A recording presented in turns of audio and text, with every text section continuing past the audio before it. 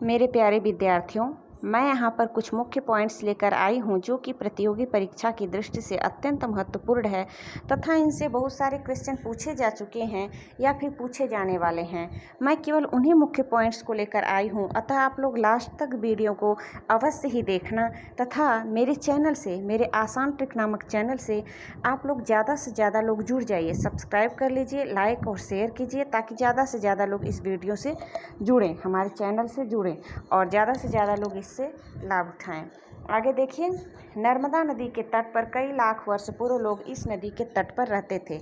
किस नदी के तट पर लोग रहते थे? सबसे पहले यदि ऐसे पूछा जाए तो नर्मदा नदी के तट पर। ये भोजन के लिए पेड़ पौधों का उपयोग करते थे, यानी पाषाणकालीन समय की बात कर रहा है, जब आदि मानव लोग हुआ करते थे, यानी जिनको आदि मानव कहा गया है। उस समय के काल में लोग भोजन के लिए पेड़ पौधों का ही उपयोग करते थे और शिकार भी करते थे। उत्तर पश्चिम के सुलेमान और किरथर की पहाड़ियों पर लगभग 8000 वर्ष पूर्व स्त्री और पुरुषों ने सबसे पहले गेहूं और जौ जैसी फसलों को उपजाना आरंभ किया। यानी यदि क्वेश्चन पूछ दे कि मनुष्यों ने या आदि मानव ने सबसे पहले किन फसलों को उपजाना आरंभ किया, तो गेहूँ और जौ जैसी फसलों को उपजाना आरंभ किया। और यदि एग्जाम में गेहूं और जौ दोनों दिया हो तो गेहूं पर टिक करेंगे, और यदि जौ दिया हो, गेहूं नहीं दिया हो तो जौ पर टिक करेंगे। इसके आगे देखिए, ये लोग पशुपालन करते थे तथा गांव में रहते थे। पहले तो गांव का विकास हुआ, उसके बाद में न जाके शहर का विकास हुआ। उत्तर पूर्व में गारो, खासी तथा मध्य भारत में विंध्य पहाड़ियों के कुछ अन्य क्षेत्र है।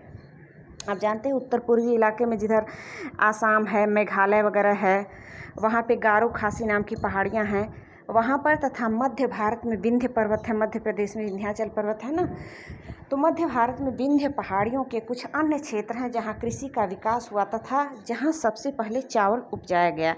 यदि पूछ दे कि चावल सबसे पहले कहाँ उपजाया गया, तो विंध्य की पहाड़ियों में उपजाया गया। और यदि उत्तर पूर्व का नाम दे दे, उत्तर पूर्व में गारो और खासी का नाम दे दे, तो गारो और खासी नामक पहाड़ियों पर भी उपजाया गया चावल। ठीक, आगे देखिए, इलाहाबाद में भी, इलाहाबाद का यदि दे दे, देखिए यहाँ पर तो गारो खासी क्या दिया है, उत्तर पूर्व में गारो खासी तथा मध्य भारत में विंध्य पहाड़ियों के कुछ अन्य क्षेत्र हैं जहाँ कृषि का विकास हुआ। तो इन क्षेत्रों में विकास हुआ जहाँ सबसे पहले चावल उपजाया गया। लेकिन आप लोगों को इलाहाबाद भी देखने को मिलेगा। यदि इलाहाबाद का जिक्र आए तो इलाहाबाद में सबसे पहले चावल उपजाया गया है। आप लोग इलाहाबाद को टिक करेंगे। और यदि विंध्य की पहाड़ियाँ हो, यहाँ तो पहाड़ियों का नाम दिया है ना, विंध्य की पहाड़ियाँ, गारो पहाड़ियाँ, खासी पहाड़ियाँ। और यदि मुख्य रूप से इलाहाबाद जिले का नाम दे दे तो आप लोग इलाहाबाद को टिक करके आएंगे।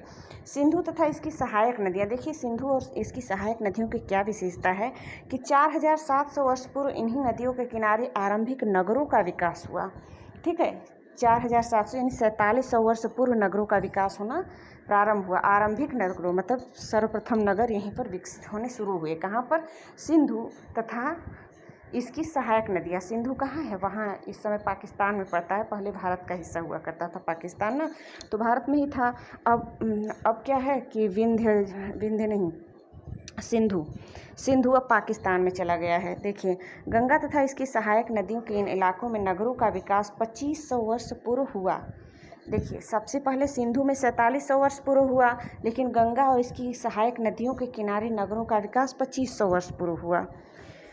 क्योंकि आप लोग देखेंगे कि नदियों के किनारे ही क्यों शहरों का विकास हुआ, क्योंकि नदियों से जल आसानी से उपलब्ध हो जाते थे, जिससे वहाँ पर कृषि वगैरह हो जाते थे, उपज अच्छी होती थी। फिर वहाँ की सभ्यताएं विकसित होने लगी, तो इस तरीके से नगरों का विकास हुआ। देखिए, देश का नाम हमारे देश का नाम भारत कैसे पड़ा, इसी पर है। देखिए, देश का नाम इंडिया शब्द इंडस से निकला है, जिसे संस्कृत में सिंधु कहा जाता है। यानी संस्कृत में इंडस का अर्थ होता है सिंधु। लगभग 2500 वर्ष पूर्व उत्तर पश्चिम से आने वाले ईरानियों तथा यूनानियों ने सिंधु को हिंदोस तथा इंदोस कहा। देखिए, हिंदोस तथा इंदोस और नदियों के पूर्व में स्थित भूमि प्रदेश को इंडिया कहा। देखिए, इंडिया का है। भारत नाम का प्रयोग उत्तर पश्चिम में रहने वाले लोगों के समूह के लिए किया जाता था। ठीक, इस समूह का उल्लेख इस समूह का उल्लेख संस्कृत की आरंभिक कृति लगभग 3500 वर्ष पुराने कृति ऋग्वेद में मिलता है। यानी यहाँ से एक क्वेश्चन और निकल कर आता है कि ऋग्वेद कितने साल पुरानी है, यानी कितने वर्ष पहले ऋग्वेद की रचना हुई। तो 3500 वर्ष पहले ऋग्वेद की रचना हुई। और सबसे आरंभिक कृति कौन है, तो ऋग्वेद है। सबसे पहले भरत नाम का प्रयोग कहाँ पर मिलता है, तो ऋग्वेद में मिलता है। मूल्यांकन, अब देखिए मूल्यांकन के कुछ प्रकार हैं, उनके विषय में हम यहाँ पर चर्चा करेंगे, क्योंकि इनसे शिक्षा शास्त्र में क्वेश्चन आते ही आते हैं। और शिक्षा शास्त्र से संबंधित चाहे यूपी टेट हो, चाहे सी टेट हो, चाहे नेट वगैरह हो, जहाँ पर भी शिक्षा शास्त्र से संबंधित क्वेश्चन पूछा जाएगा वहाँ पर मूल्यांकन से संबंधित क्वेश्चन अवश्य ही पूछा जाता है। अब देखिए मूल्यांकन कितने प्रकार का होता है। एक होता है अधिगम का मूल्यांकन, जो सिखाने के बाद हो। कोई चीज़ सिखाया गया, आपको कोई चीज़ सिखा दी गई, फिर उसके बाद आपका मूल्यांकन किया जाए कि आपने कितना सीखा कितना नहीं सीखा। तो सिखाने के बाद हुआ तो उसको अधिगम का मूल्यांकन कहेंगे। लेकिन इसी में लोग कंफ्यूज हो जाते हैं। अधिगम का मूल्यांकन, अधिगम के लिए मूल्यांकन, अधिगम के रूप में मूल्यांकन, विद्यालय आधारित मूल्यांकन, इसमें लोग कहीं कहीं एक आध जगह कंफ्यूज हो जाते हैं।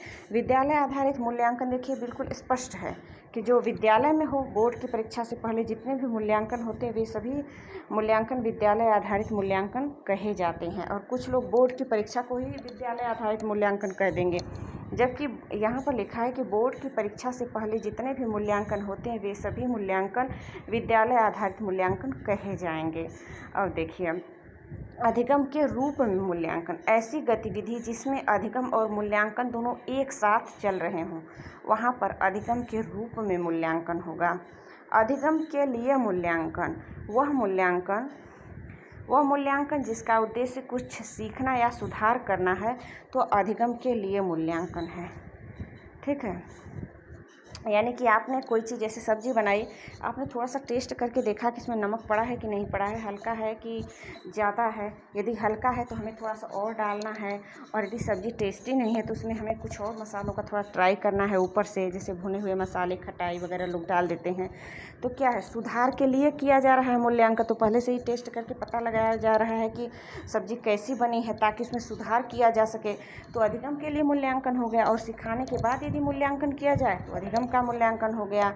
और बोर्ड से परीक्षा से पहले जो विद्यालय में मूल्यांकन होते हैं, जैसे कहीं पर छमाही, तिमाही इत्यादि होते हैं, टेस्ट वगैरह महीनों में होते हैं, वो विद्यालय आधारित मूल्यांकन है। इस प्रकार मूल्यांकन के कई प्रकार हम लोगों ने पढ़ा। आगे देखिए आकलन से संबंधित भी क्वेश्चन अक्सर पूछे जाते हैं। देखिए जैसे देखिए रचनात्मक मूल्यांकन, रचनात्मक आकलन, रूपात्मक आकलन, अनौपचारिक आकलन, ये क्या होते हैं। ये देखिए जो कि तुरंत हाथ के हाथ लिए जाते हैं। कक्षा में पढ़ाने के बाद तुरंत हाथ के हाथ बच्चों का जो फीडबैक ले लिया जाता है। यानी अभी आपने पढ़ाया, कोई मान लीजिए स्टोरी सुनाई अपनी हिस्ट्री से संबंधित, और उसमें से कोई क्वेश्चन बीच में से पूछ दिया, तो क्या हुआ, तुरंत हाथ के हाथ आपने मूल्यांकन कर लिया कि बच्चे ने कितना सुना, कितना समझा और कितना भूला। तो इसको चाहे आप रूपात्मक मूल्यांकन कहिए, चाहे अनौपचारिक मूल्यांकन कहिए, क्योंकि देखिए अनौपचारिक वह होता है ना जिसका कोई नियम विधि या टाइम फिक्स नहीं होता है। टाइम फिक्स नहीं होता है, आपको पढ़ाते पढ़ाते बीच में भी पूछा जा सकता है, लास्ट में भी पूछा जा सकता है, 10 मिनट बाद भी तुरंत भी पूछा जा सकता है। तो क्या है ये रचनात्मक मूल्यांकन है, रूपात्मक मूल्यांकन या अनौपचारिक मूल्यांकन, एक ही प्रकार के मूल्यांकन को कहा जाएगा। ओके, आगे चलिए देखते हैं। देखिए डिस्थीमिया तनाव से संबंधित, ये जो है अधिगम अक्षमता से संबंधित कुछ पॉइंट्स हैं, और ये बार बार एग्जाम में पूछे जाते हैं। देखिए डिस्थीमिया तनाव, अब इसको ट्रिक से याद करने के लिए हम लोग कैसे याद करेंगे। देखिए डिस का मतलब आप लोग समझ लीजिए निगेटिव अर्थात तनाव। और मोरफिया से मोर का अर्थ होता है कई सारे। देखिए डिसमोरफिया का अर्थ होता है, डिसमोरफिया जो है भ्रम से संबंधित बीमारी होती है, यानी भ्रम हो जाता है बच्चे को। तो डिसमोरफिया, अब मोर शब्द को उठा लीजिए, ठीक, मोर, इसको इंग्लिश में इसका अर्थ समझिए। मोर का अर्थ होता है बहुत सारा। तो जब बहुत सारी वस्तुएं आपके सामने रख दी जाएगी, एक ही जैसी बहुत सारी वस्तुएं रख दी जाए, तो आपको थोड़ा सा भ्रम हो सकता है यहाँ पर। तो मोर और भ्रम, इन दोनों पॉइंट्स को आप लोग पकड़िएगा, ठीक है। मोर और भ्रम, यानी कि मोरफिया जहाँ पर आ जाए, डिसमोरफिया, वो भ्रम से संबंधित बीमारी है। अफेजिया, अफेजिया भाषा अकुशलता, किसी किसी भाषा को जो बच्चा नहीं समझ पाता है उसको अफेजिया कहते हैं। ठीक, अप्रेक्सिया गामक, गामक जिसको कि गतिक कौशल कहते हैं, अप्रेक्सिया गामक कौशल से संबंधित अक्षमता होता है। अलेक्सिया, अलेक्सिया जो होता है मस्तिष्क की क्षति के कारण पठन समस्या होती है। अलेक्सिया तो अक्सर कई बार पूछा जा चुका है और आप लोग इतना जानते होंगे, हमने इसको यहाँ पर मुख्य पॉइंट्स था इसलिए मैं यहाँ पर इसको लाई हूँ। देखिए सूक्ष्म शिक्षण से संबंधित पूछा, जैसे पहले पाठ्य योजना आता है, फिर शिक्षण होता है, फिर पृष्ठपोषण और फिर पुनः पाठ्य योजना, यानी ये 4 पॉइंट्स है। 1 यहाँ पर देखिए, 2 यहाँ पर, 3 और यहाँ पर 4, इसी को दोहरा दिया जाता है। फिर क्या होगा देखिए, नहीं 4 कहाँ, यह पुनः पाठ्य योजना तो एक ही चीज़ 3 ही है, सॉरी। देखिए पाठ्य योजना, शिक्षण और पृष्ठपोषण, इसी को दोहरा दिया गया है। पुनः पाठ्य योजना, ठीक, यही पाठ्य योजना है, पुनः शिक्षण, यही शिक्षण है, और पुनः पृष्ठपोषण, यही बात है। केवल 3 चीज़ को याद रखिए आप लोग, पाठ्य योजना, शिक्षण और पृष्ठपोषण। फिर इसमें पुनः लगा दीजिए, पुनः पाठ्य योजना, पुनः शिक्षण, पुनः पृष्ठपोषण। यह सूक्ष्म शिक्षण से संबंधित रणनीति है एक शिक्षण की, और इससे संबंधित क्वेश्चन अक्सर पूछा जाता है। अब देखिए संवेग, संवेग व्यक्ति की उच्च उत्तेजित अवस्था है। उच्च उत्तेजित, आप लोग ध्यान रखिए, उच्च उत्तेजित अवस्था संवेग के अंतर्गत आता है। जैसे भय, वैसे तो 14 मुख्य होते हैं लेकिन यहाँ पर कुछ कम ही पॉइंट्स दिया गया, जो ज़्यादा मुख्य हैं उनको यहाँ पर रखा गया। देखिए भय, वात्सल्य, घृणा, दुख, दुख के बीच में विसर्ग होता है, प्रेम, आमोद, भूख, आश्चर्य और डर। ठीक, अब देखिए अभिप्रेरणा, अभिप्रेरणा के भी कई प्रकार हैं इसलिए मैं यहाँ पर इनको लेकर आई हूँ। देखिए अभिप्रेरणा का अर्थ होता है प्रेरित, प्रेरणा का अर्थ होता है प्रेरित।